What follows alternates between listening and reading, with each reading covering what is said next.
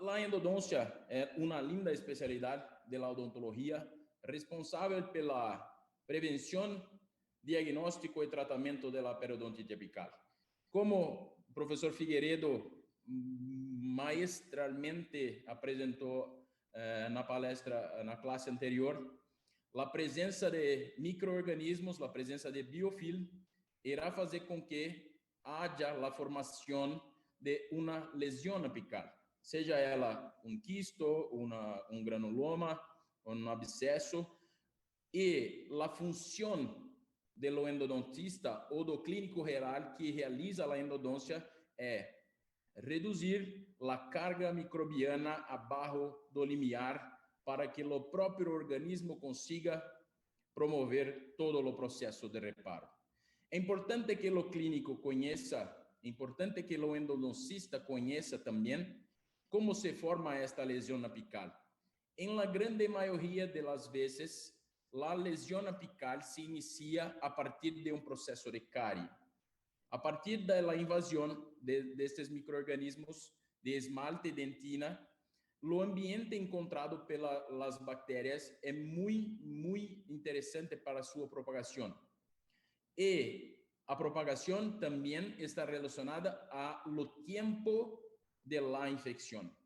Conforme a infecção acontece e o diente não recebe, a peça não recebe o tratamento, os micro-organismos começam a invadir todo o sistema de canais radiculares, toda a massa dentinária, inclusive os canais laterais, os delta apicales, que vão fazer com que a descontaminação fique um pouquinho mais complicada. Conforme o tempo vai passando e o hospedeiro percebe que não será capaz de combater a infecção, a instalação de uma periodontite apical. Para que, desta forma, o organismo tenha mantido estes micro-organismos somente em la região apical, para que não haja a propagação destes micro-organismos para outras partes do corpo. E, conforme o tempo irá passando, as células de defesa irão tentar remover estes micro-organismos e também ocorrerá o aumento da lesão periapical. Isto é muito importante para que podemos falar epidemiologicamente sobre a presença da infecção endodôntica. Os estudos clássicos da literatura endodôntica mostram que em torno de 22 a 65% de los dientes já tratados endodonticamente ainda permanecem com periodontite apical. Este é um dado muito importante e muito preocupante, uma vez que é necessário que haja estratégias para se combater a infecção, porque os dados epidemiológicos são muito preocupantes. E quando pensamos em la incidência da periodontite apical, posso dar como exemplo a população brasileira, que em cada indivíduo da população brasileira temos em média 2,7 lesões periapicales. 2,7 lesões periapicales por cada indivíduo. E esta incidência é muito alta e muito preocupante. Uma vez que se sabe que já existe uma conexão entre a endodôncia com as doenças de base, como diabetes mellitus, por exemplo, como aterosclerose. Então, ficamos muito preocupados quando pensamos que há uma conexão. Mira, não estou dizendo que a infecção endodôntica é agente causador de la diabetes, mas sim que há uma correlação, uma conexão entre quando há uma doença periapical com as doenças endodônticas. E Dr. Debelian, em 1995, já mostrou em sua publicação que durante o tratamento endodôntico ocorre bacteremia. Então, sabendo de la alta incidência da periodontite apical, sabendo que há uma conexão entre a periodontite apical com as doenças de base, como diabetes, por exemplo, e que durante o tratamento endodôntico ocorre bacteremia, precisamos entender o local que fazemos a terapia endodôntica. E há necessidade de muita atenção, muito cuidado para que possamos entender o local em que estamos fazendo o tratamento. Atualmente, o cirurgião dentista, o endodontista, o clínico general atua em um ambiente de la face chamado de triângulo perigoso de la face. Este triângulo perigoso de la face, ele é denominado desta forma, uma vez que é uma região com muita probabilidade de propagação da infecção. Muita possibilidade. O osso de la maxila, de los dentes superiores, é muito esponjoso, osso muito frágil, onde a propagação da infecção é muito fácil de acontecer. E quando esta infecção passa a se disseminar por espaços secundários, pode acontecer a propagação ou a difusão desta infecção para espaços muito importantes, uma vez que os dentes estão muito próximos de estruturas extremamente importantes para a saúde do paciente. Por exemplo, seno maxilar, por ejemplo, tiene una conexión con los dientes superiores muito íntima. En recientes publicaciones na literatura, podemos observar que en torno de 40%, quero achar o mouse acá, aqui,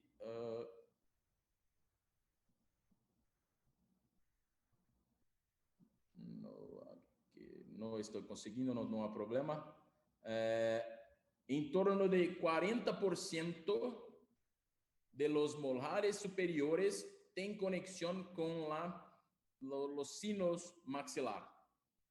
E a membrana de Schneider, que é a membrana que recobre o seno maxilar, tiene propriedades muito importantes em lo processo de la imunidade do paciente. Entonces, la endodoncia no puede ser realizada de cualquier manera, una vez que existe una proximidad de las estructuras anatómicas con el ápice de los dientes. Entonces, la longitud de trabajo, la manutención de lo material obturador dentro de los conductos es muy importante para que se mantenga a saúde do nosso paciente. Isso é muito importante. Outro ponto muito importante que o Dr. Figueiredo já falou com muita propriedade é sobre a infecção. A infecção endodôntica é muito grande, multiespécies. Em la maioria das vezes, temos em torno de 12 a 24 ou 25 espécies diferentes de micro-organismos dentro da infecção. E em la grande maioria das vezes, temos uma infecção em formato de biofilm. E esta infecção em formato de biofilm, ela é muito mais difícil de ser removida do sistema de los conductos radiculares. Uma vez que esta infecção em forma de biofilm, como vocês podem observar em azul, nesta microscopia eletrônica de barrido, este biofilm necessita de uma remoção mecânica efetiva para que possa ser eliminado de los conductos radiculares. Se este biofilm estiver na linha de atuação do instrumento endodôntico, sem problema. Durante o ensancheamento dos conductos, é possível remover este biofilm. O que nos deixa muito preocupado é que sabemos atualmente que em torno de 40 a 50% de las paredes não são tocadas durante o preparo biomecânico. Então, esse biofilm ele pode levar ao fracasso do tratamento. Isso é muito importante. Quando buscamos a literatura específica, Dr. Mário Leonardo, em 2002, publicou uma investigação muito interessante, mostrando que em 100% dos dentes em que haviam necrose pulpar, havia a presença de biofilm na altura do forame apical. Miren, não estou falando que são resistentes ao tratamento, solamente estavam presentes no momento da exodontia do dente, no momento da extração. Estavam presentes em todos os dentes com lesão periapical. E mais uma investigação muito importante do professor Domenico Ricucci com o Dr. Siqueira, mostrando em 24 pacientes com periodontite apical, onde foram realizadas cirurgias apicales, mostrando que 96% da infecção está localizada dentro de los conductos radiculares. 96% estão localizadas dentro de los conductos radiculares, normalmente em forma de biofilm. E este biofilm, obviamente, ele pode se disseminar para áreas de muita complexidade anatômica, como todos os túbulos dentinários, como os istmos, onde nenhum sistema de rotação contínua ou de sistema reciprocante será capaz de atuar mecanicamente neste ponto.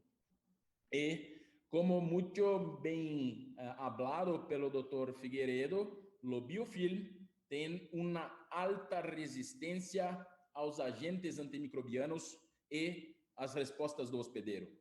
Então, a necessidade de que as estratégias utilizadas para a remoção do biofilm sejam muito bem realizadas, com muito planejamento, para que possamos conseguir a remoção química, uma vez que em torno de 40% das paredes não são tocadas durante a preparação dos conductos. Outro ponto muito importante que os clínicos generais precisam conhecer, o endodoncista precisa conhecer, é sobre a anatomia endodôncica. A anatomia endodôncica é muito complexa. Em torno de 70-80% do total dos conductos da boca, os canais são todos achatados. Os canais não são circulares, eles são totalmente achatados, como podemos observar em la tomografia computadorizada. Em los estudos que realizamos em la Faculdade de Odontologia de Bauru, em microtomografia, podemos observar muitos tipos de variação anatômica, onde em torno de 92% das vezes, não temos dos conductos separados. E em 90% das vezes temos a presença de ramificações, temos a presença de istmos, temos a presença de canais recorrentes, canais intercondutos e assim por diante. Então, vocês têm que saber que a anatomia ser complexa é o normal.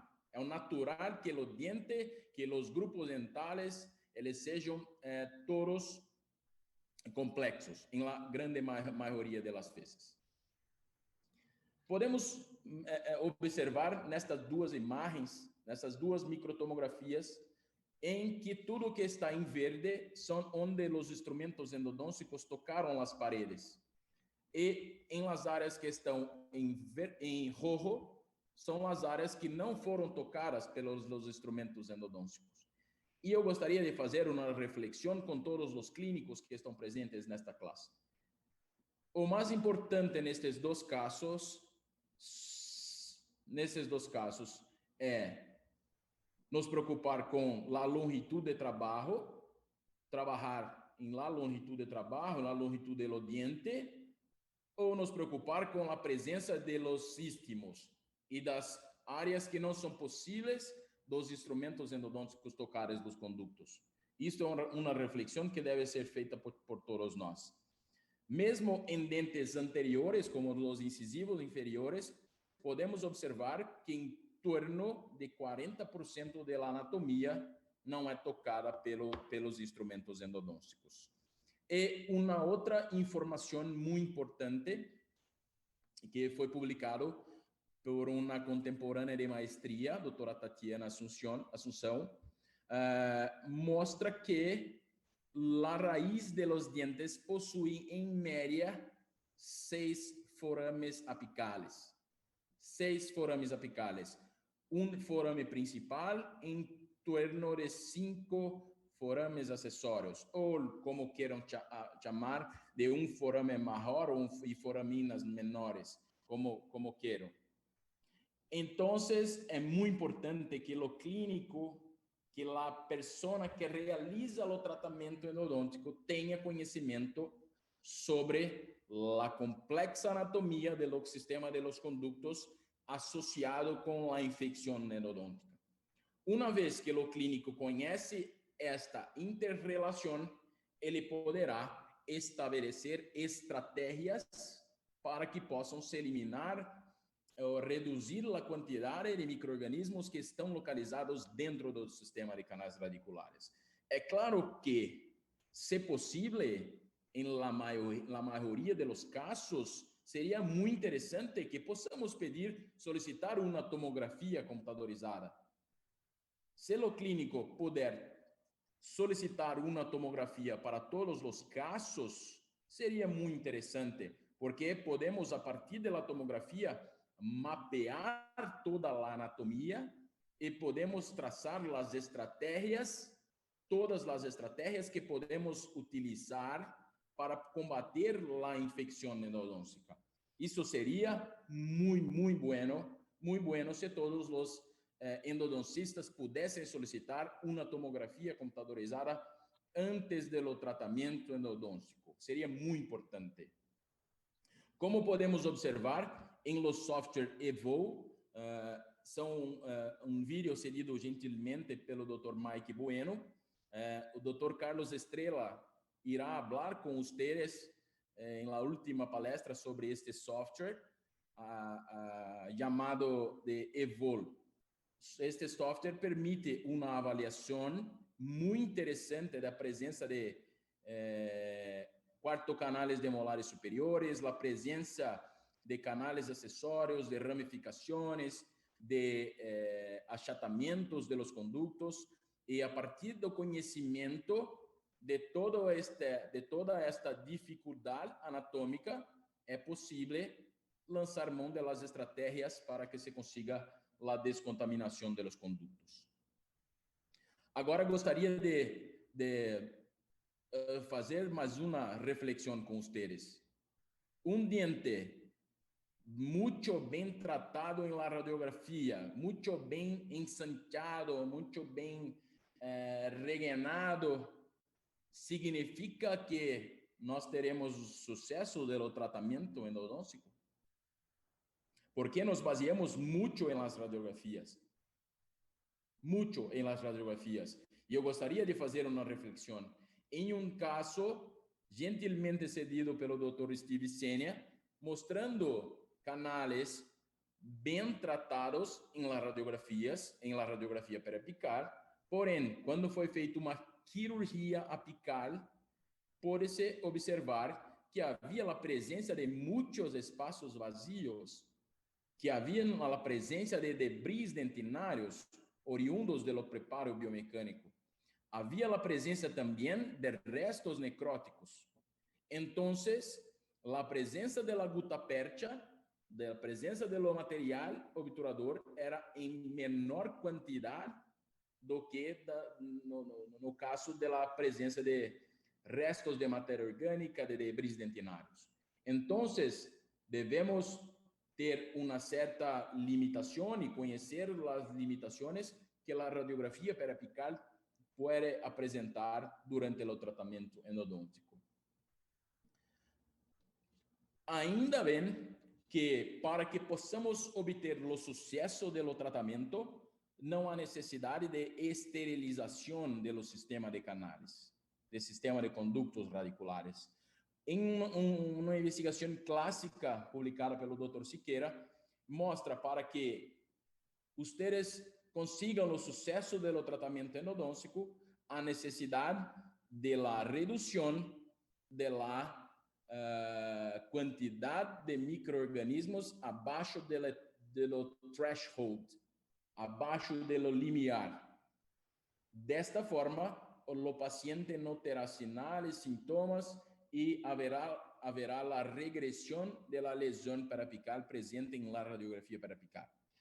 Ainda bem que se façamos desta forma. Então, mais importante do que a formatação em la radiografia periapical seriam os controles a partir de 6 meses, 1 ano, 2 anos, para que se possa promover, em nossos casos, saúde ao nosso paciente. O mais importante nesses casos seriam a realização de um tratamento que promova descontaminação e promova a saúde oral aos nossos pacientes. E durante o preparo biomecânico, nós devemos conhecer a limitação. A nossa principal limitação é saber que em torno de 35%, 40% da anatomia endodôntica não é tocada durante o preparo.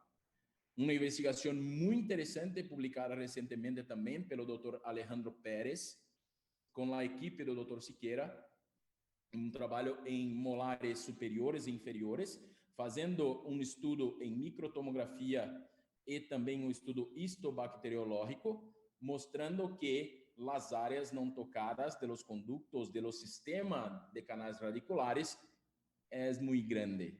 Independente do uso do sistema reciproc, do uso de XPN do Shaper, independente de ser molares superiores ou molares inferiores, a presença de áreas não tocadas era muito grande. Se fizermos rapidamente uma revisão da literatura, poderemos observar que, independente do sistema utilizado, ProTaper, FlexMaster, RACE, ProTaper, Self-Adjusted File, Wave One, Twisted File, Adaptive ou Reciproc, independente da marca do instrumento que você usa, em torno de 35% da anatomia interna não será tocada pelos instrumentos endodônticos. Desta forma, há uma necessidade muito clara do uso da química da irrigação. Utilizar uma substância química que tenha capacidade de dissolver matéria orgânica, uma capacidade de ser antimicrobiano e de ter capacidade de dissolver biofilm. Estas são as 3 principais características que a solução irrigadora precisa ter no momento da seleção para uso clínico. E quando fazemos uma revisão de toda a literatura endodôntica, nós vamos recair sobre o hipoclorito de sódio. O hipoclorito de sódio é uma substância que tem toda esta capacidade de dissolver matéria orgânica, dissolver biofilm e ter uma atividade antimicrobiana muito grande, podendo ser utilizado em diferentes concentrações.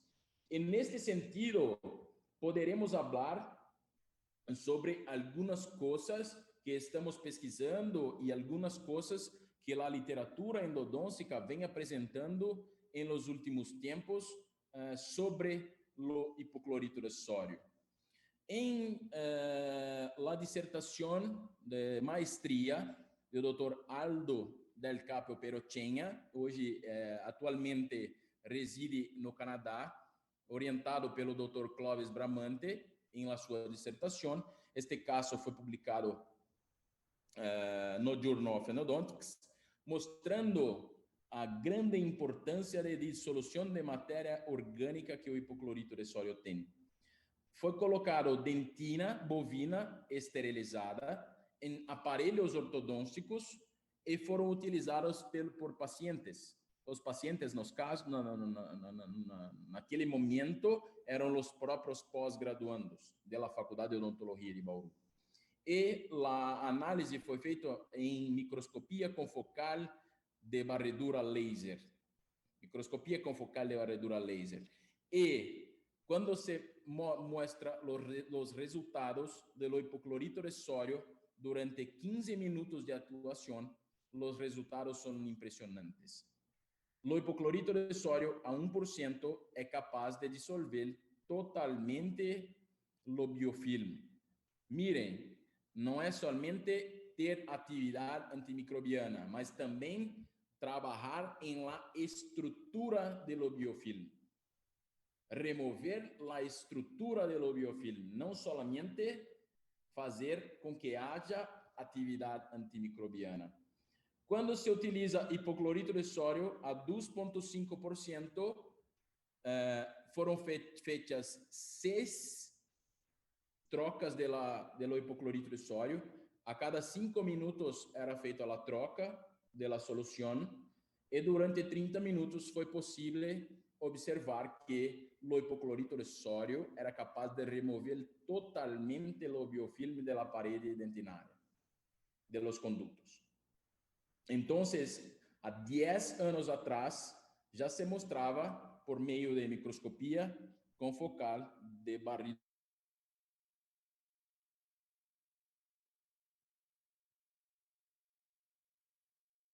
Neste ponto, em la investigação del Capio Perochenha, há 10 anos atrás, podemos observar que o fator concentração do hipoclorito de sódio é muito importante durante o uso clínico.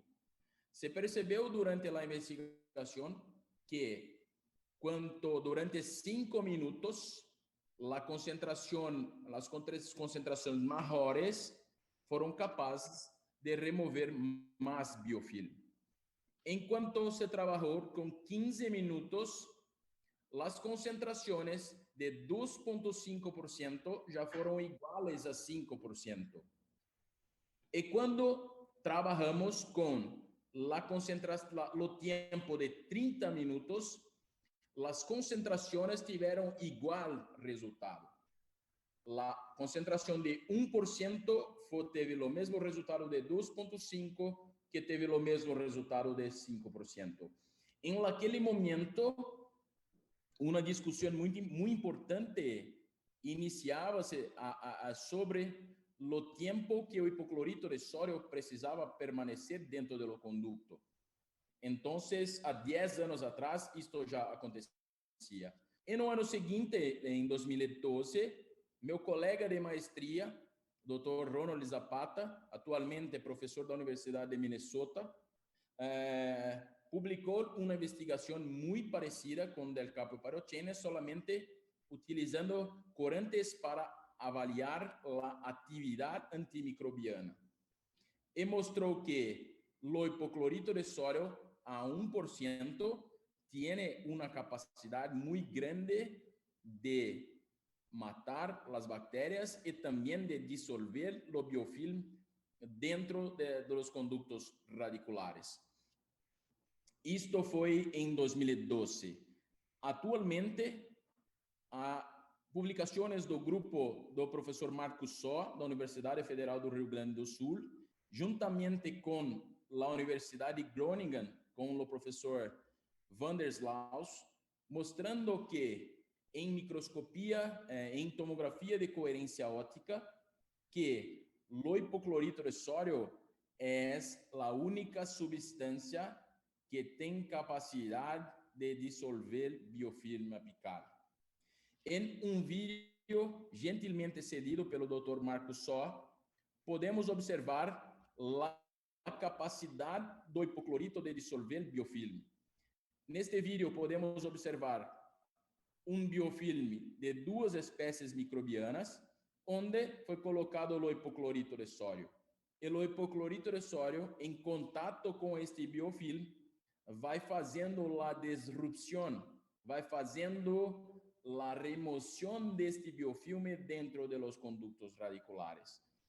Claramente que quanto mais maduro seja um biofilme, mais difícil e mais tempo será necessário para que este biofilme seja removido. É um trabalho também da equipe do Dr. Só, juntamente com o professor Luc van der Slaus, um trabalho do Xeno Petridis, um doutorando da Grécia, publicado em 2019, também em tomografia de coerência óptica. Puderam observar que o tempo de exposição do hipoclorito de sódio, assim como o volume de hipoclorito de sódio, são muito importantes para remoção do biofilme. Então, ustedes têm que pensar que o tempo de permanência do hipoclorito de sódio dentro dos conductos é muito importante. Muito importante. Assim como a quantidade de hipoclorito de sódio. O volume é muito importante também. E quando eu digo volume, podemos avançar um pouquinho e falar sobre uma investigação conduzida pela Thais, que defendeu seu doutorado em la Universidade de Groningen, na Holanda, também sob orientação da professora Flaviana, que é da Faculdade de Odontologia de Bauru, e do professor Luc van der Slaus, mostrando que, tanto em canais laterais com presença de biofilme, quanto em áreas de istmo, o flow rate, a taxa, a velocidade, a quantidade de líquido que é despejado dentro de los conductos é muito importante também. Então, se você trabalha com tempos diferentes e trabalha com uma alta flow rate, uma alta taxa de entrega do hipoclorito, os resultados de remoção são muito interessantes. Podemos observar que quanto maior o tempo de permanência do hipoclorito de sódio, mais tempo, maior a ação contra o biofilme, tanto em canais laterais quanto em las áreas de istmo. Isto é muito importante.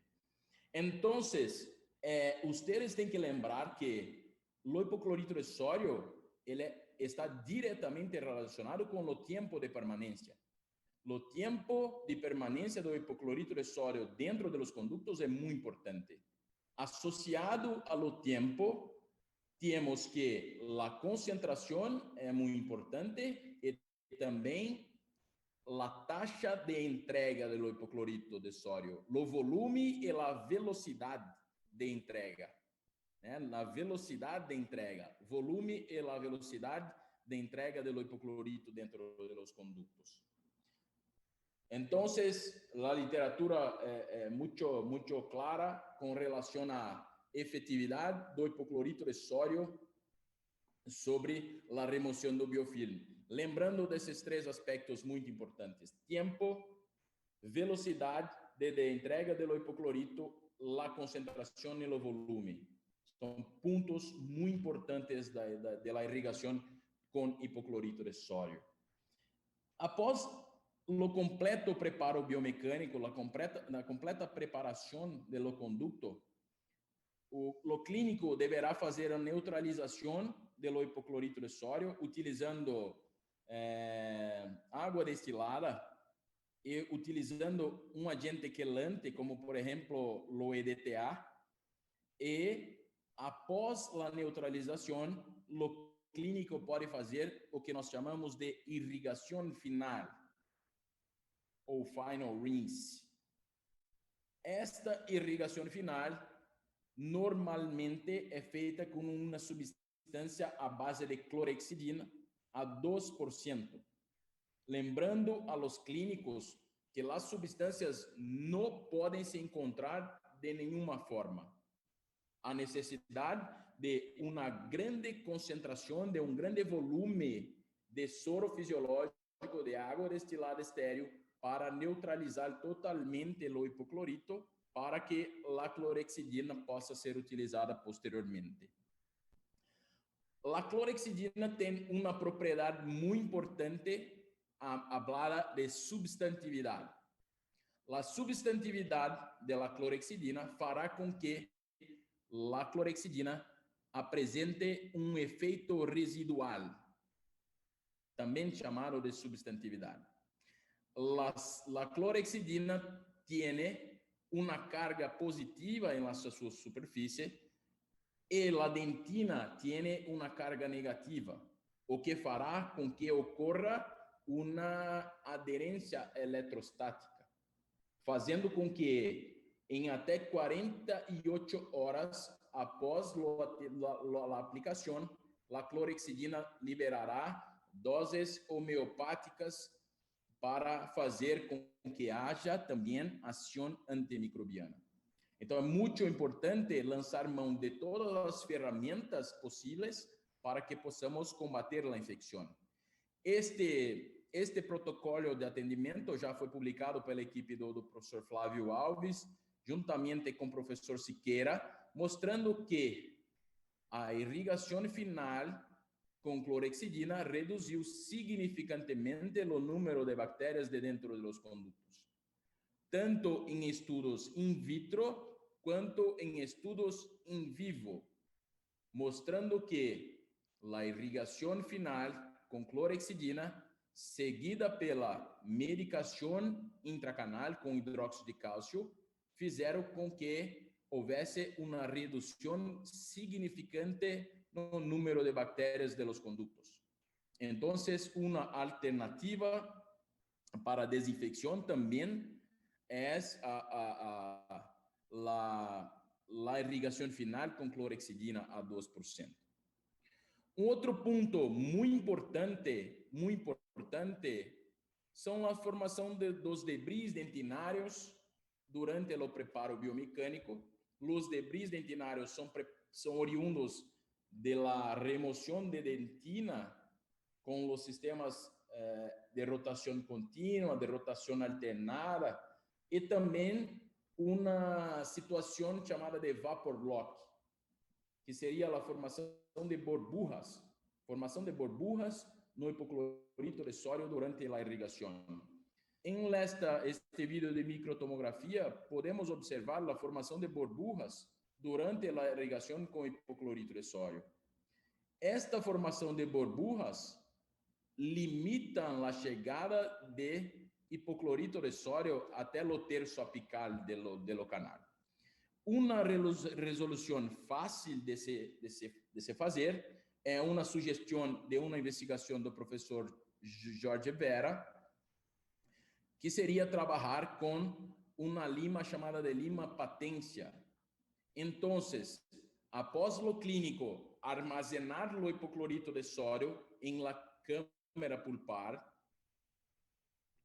ustedes podem entrar com uma lima patência, uma lima fina, uma lima 10 ou uma lima 15, em la longitud de trabalho, fazendo com que ocorra o rompimento dessas burbujas e fazendo com que se tenha uma maior efetividade da entrega da solução irrigadora em lo terço apical.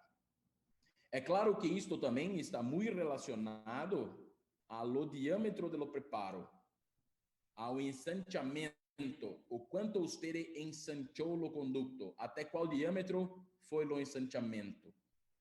Quanto mais largo for o ensancheamento, maior será a entrega da solução irrigadora em lo terço apical.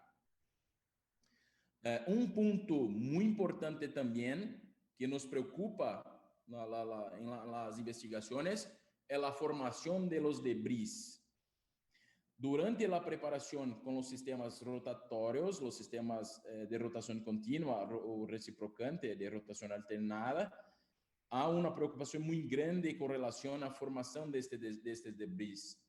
Podemos observar em um vídeo gentilmente cedido pelo Dr. Rudo, onde há a formação de debris dentinários bloqueando a embocadura dos canais laterais, bloqueando a entrada de los istmos.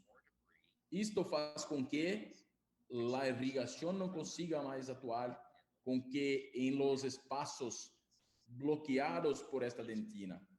Então, há uma preocupação muito grande com estas áreas. Estudos clássicos da literatura, investigações clássicas como o Dr. Nair, mostrou que, independente do clínico realizar uma sessão de tratamento ou 2 sessões de tratamento, lo importante é preocupar com as áreas de istmo, as áreas de complexidade anatômica, as áreas de achatamento, onde há permanência de micro-organismos dentro dos condutos. Assim como uma investigação mais recente do Dr. Jorge Vera, publicada em lo Journal of Endodontics, também comparando uma sessão com 2 sessões, mostrando que, independente do uso da medicação, uma área muito importante e muito preocupante são as áreas de complexidade. E a área de complexidade não é possível de ser tocada mecanicamente pelos instrumentos. É muito claro para todos nós da investigação que há necessidade de alguma coisa química, no caso, o hipoclorito de sódio. E precisamos também de uma ferramenta para poder distribuir, para poder fazer com que este hipoclorito de sódio possa chegar a estas áreas não tocadas previamente. Isso é muito claro para nós. Primeiramente, o clínico precisa selecionar uma punta de irrigação, uma cânula, uma agulha de irrigação de forma correta. Se você usa uma ponta de abertura lateral, você não terá a entrega da solução. É importante que o clínico trabalhe com uma punta com saída frontal, com abertura frontal, para que você a 1 ou 2 milímetros da longitud de trabalho consiga entregar o hipoclorito de sódio no terço apicado. Isto é muito importante. Porém, mesmo trabalhando desta forma, mesmo trabalhando com uma forma correta, uma investigação do Dr. Versiani mostrou que a irrigação convencional ela não é suficiente para fazer a remoção de todos os tecidos, de todos os restos necróticos que estão localizados dentro do canal. Então, é muito claro para nós que há necessidade de estratégias físicas, como, por exemplo, ultrassonido. Por exemplo, um equipamento chamado de Easy Clean, disponível em Brasil, fabricado pela Easy, ou um dispositivo chamado de XP Endo Finisher, fabricado pela FKG, são ferramentas muito importantes para que possamos distribuir o hipoclorito de sódio dentro do canal. É claro que nosso sonho seria o uso do Gentle Wave. Só que o Gentle Wave tem um custo de em torno de $70.000 em los Estados Unidos. E isto praticamente para a Latinoamérica seria impossível. Então, precisamos voltar à nossa realidade, que seria o uso do equipamento de ultrassonido, fazendo a irrigação ultrassônica passiva ou a irrigação ultrassônica contínua. Temos um fabricante muito importante no Brasil, que é a Rels. A Rels hoje comercializa seus insertos, suas puntas, para praticamente toda a Latinoamérica. Esta punta é a punta E1, ou também chamada de Irrisonic, que faz com que o hipoclorito de sódio possa ser distribuído para todas as áreas de los conductos radiculares. Podemos observar a ativação da solução irrigadora após o preparo biomecânico. E podemos observar a completa formação de debris que são soltados dos conductos após a utilização. Então, é muito importante a utilização do ultrassonido para fazer com que haja a distribuição adequada da solução irrigadora. O ultrassonido vai fazer com que haja a distribuição para todos os conductos, para todos os espaços do canal radicular. Neste sentido, podemos estudar muito sobre ultrassonido nos últimos anos, onde podemos comparar o posicionamento da punta, não somente trabalhar com a punta parada, estacionada em lo terço apical, como também podemos fazer movimentos de entrada e saída lentos de dentro dos conductos. Neste estudo, podemos concluir que a irrigação ultrassônica passiva dinâmica, fazendo o movimento para arriba, para abaixo, para arriba, para abaixo, temos resultados bastante satisfatórios. No estudo de Duque também, realizado na Faculdade de Odontologia de Bauru, podemos estudar a remoção de debris em los istmos e podemos observar que o ultrassonido tiveram resultados muito satisfatórios, onde, quando foi comparado com a irrigação convencional, os resultados com ultrassonido foram muito superiores. E também um estudo realizado na Faculdade de Odontologia de Bauru, em parceria com a Universidade de Loma Linda, no Texas, que foi uma parte da tese de doutorado do Ronald Zapata, mostrou que a irrigação ultrassônica passiva tem resultados muito semelhantes ao uso do laser PIPS na remoção de biofilm em microscopia eletrônica de barrido. Então, os resultados são muito importantes, muito importantes. E, recentemente, um estudo publicado pelo Dr. Gavini, da USP de São Paulo, pela equipe do Dr. Gavini, mostrou em um estudo clínico randomizado que a ativação do hipoclorito de sódio é capaz de reduzir a quantidade de bactérias e de endotoxinas de dentro dos conductos radiculares. Mirem, é um estudo clínico randomizado, não se trata de um estudo in vitro. Uma outra investigação, publicada também por um grupo de brasileiros, liderado pela doutora Brenda Gomes, da Unicamp, mostrou que a remoção de lipopolissacarídeos e de ácido lipoteicoico, então, de bactérias gram-negativas e de bactérias gram-positivas, endotoxinas dos dois grupamentos de bactérias, foram eficazes quando se utilizou tanto o ultrassom quanto o próximo equipamento que eu vou falar com vocês. Em Brasil, além do ultrassonido, temos a possibilidade de trabalhar com um dispositivo chamado EasyClean. É um dispositivo de plástico que tem o formato de asa de um avião, uma asa de uma estrutura que não é cilíndrica, uma estrutura achatada, que pode ser utilizado em la baixa rotação, em la peça de mão. Não há necessidade de nenhum motor específico para se trabalhar com este dispositivo. Esse dispositivo tem um diâmetro de 25,25 de conicidade 0,4. Quando utilizamos dentro dos conductos, em la baixa rotação, vai fazer com que o hipoclorito seja distribuído para toda a anatomia. Isto é muito importante, a distribuição do hipoclorito de sódio dentro dos condutos. A distribuição do hipoclorito é muito importante dentro dos condutos radiculares.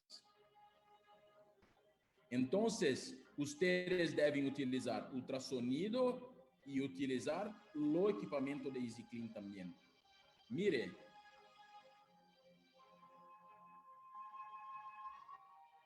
a utilização e a movimentação do hipoclorito dentro do sistema de canais radiculares.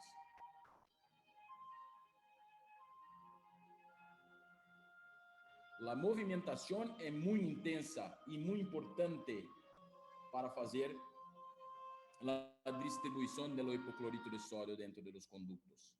Em la mesma investigação de Duque e colaboradores, publicadas no Journal of Endodontics, Podemos verificar também o uso do equipamento de EasyClean com uma eficácia muito interessante na remoção de debris dentinários.